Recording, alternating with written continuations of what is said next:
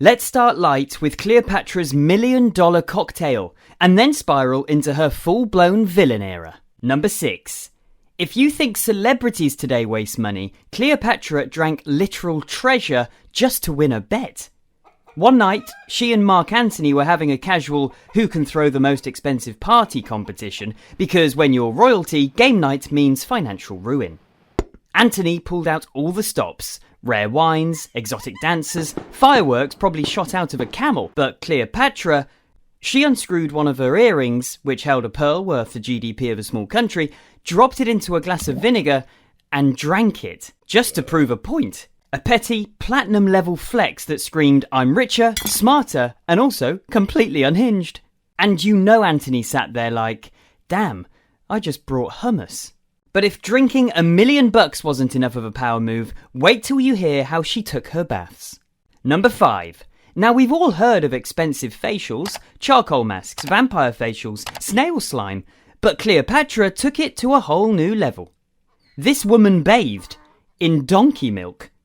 Let me say that again. She didn't drink it, didn't dab it on with a cotton pad, she bathed in it. And that wasn't all. She mixed it with honey, because apparently sticky is sexy, and then topped it all off with gold. Actual gold. Melted and mixed in, just floating around her bath like it was seasoning. Now imagine you're a servant in ancient Egypt. You wake up at 6 in the morning to milk donkeys. Not one, not two. Historians say Cleopatra needed 700 donkeys to keep up with her baths. Meanwhile, Cleopatra's lounging in a giant marble tub, glittering like a literal treasure chest. She was out here doing 24K exfoliation, while peasants couldn't even afford soap. And the best part is, she swore it made her immortal, like gold was some ancient Egyptian fountain of youth. To her credit, it kind of worked. We're still talking about her 2,000 years later. And yes, donkey milk and gold really crosses a line, but wait until you hear what Cleopatra did to her boat. Number 4. You ever arrive at a party and want people to smell your presents before they see you?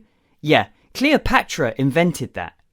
She soaked the sails of her royal ships in perfume. Not water, not wine, straight up custom fragrance so thick it turned the Nile into a scented candle. The story goes, when she sailed into Tarsus to meet Mark Antony, the breeze carried her scent before her ship even touched the dock. Locals followed the smell like she was a walking dessert tray. By the time the boat actually appeared, people were already lined up just to catch a glimpse of the woman behind the aroma. And when she stepped off that boat, draped in pearls, dressed as the literal goddess Aphrodite, Antony didn't stand a chance.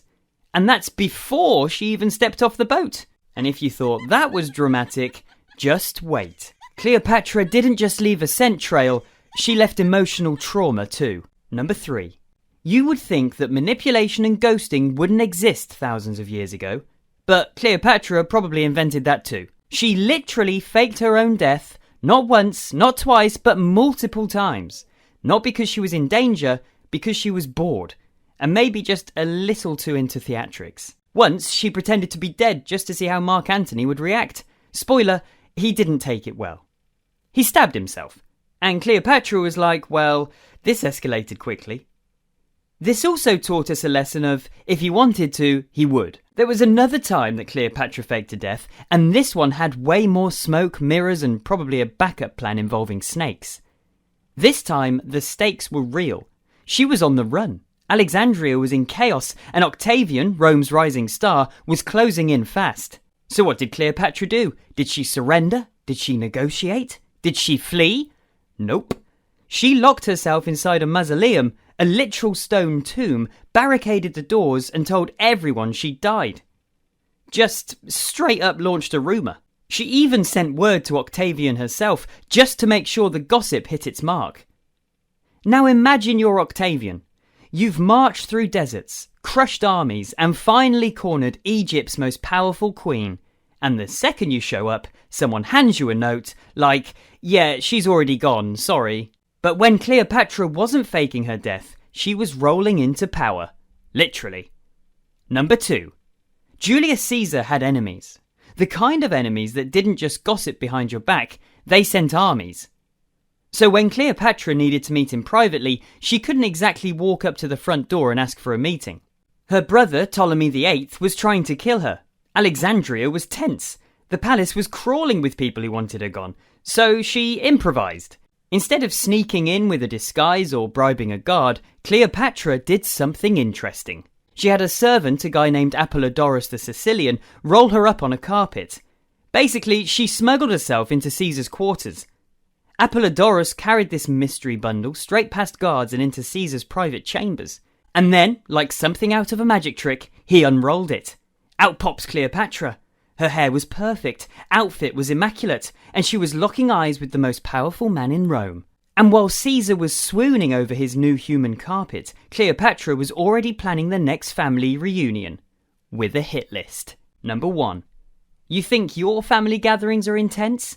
Cleopatra's family reunions could give any modern drama a run for its money. Cleopatra married 2 of her brothers. Yeah, married. In the Ptolemaic dynasty, marrying your sibling wasn't just accepted, it was expected. So Cleopatra married her younger brother, Ptolemy VIII, as per tradition. But sibling rivalry took a deadly turn when they both got a little power hungry.